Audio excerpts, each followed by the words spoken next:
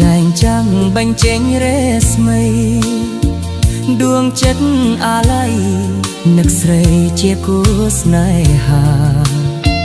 បងឃ្លាតពីអូន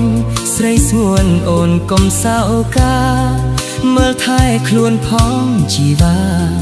ព្រោះបងនៅឆ្ងាយពីស្រីការងារស្រុកឆ្ងាយហត់កាយនឿយណាយចិនដាព្រោះប្រាក់ដុល្លារធ្វើការមិនស្គាល់យប់ថ្ងៃខិតខំរកប្រាក់ទុកដាក់ចាយវិសំใจដាក់ខាយផ្ញើប្រាក់ឲ្យស្រីដើម្បីដោះស្រាយបញ្ហាញើហូរដូចឈាមក្នុងនាមជាជាងសំណងកន្តាលថ្ងៃត្រង់ខំប្រឹងមិនដែលរុញរាដៃកាន់ស្រាលធ្ងន់កាន់មិនដែលទុំរុនក្នុងដៃកាប់ថ្មលីសែងរាល់ថ្ងៃចិត្តភ័យនៅលើដំបូលនេះហើយជីវិតដួងចិត្តពិតនៃជាងសំណង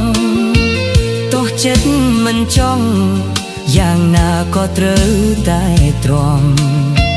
សង្ឃឹមថ្ងៃក្រោយបានធួស្បើយពីទុក្ខារស់ជួបជុំនឹងគ្រួសារប្រាថ្នារស់បានសុខសាន្ត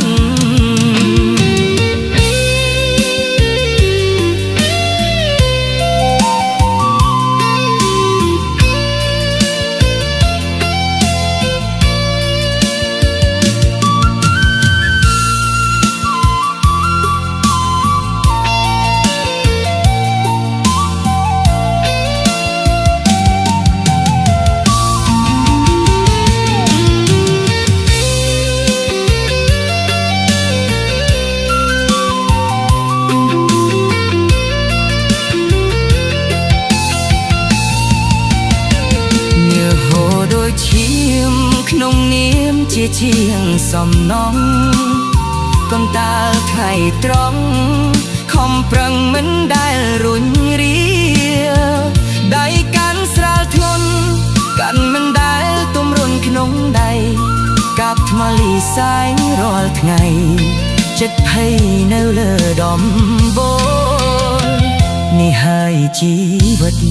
ដួងចិត្តពិតនៃជាងសំណងទោះចិត្តមិនចង់យ៉ាងណាក៏ត្រូវតែទ្រាំសង្ឃឹមថ្ងៃក្រោយបានធួស្បើយពីទុក្ខារស់ជួបជុំនឹងគ្រួសារប្រាថ្នារស់បានសុខសាន្តអើយ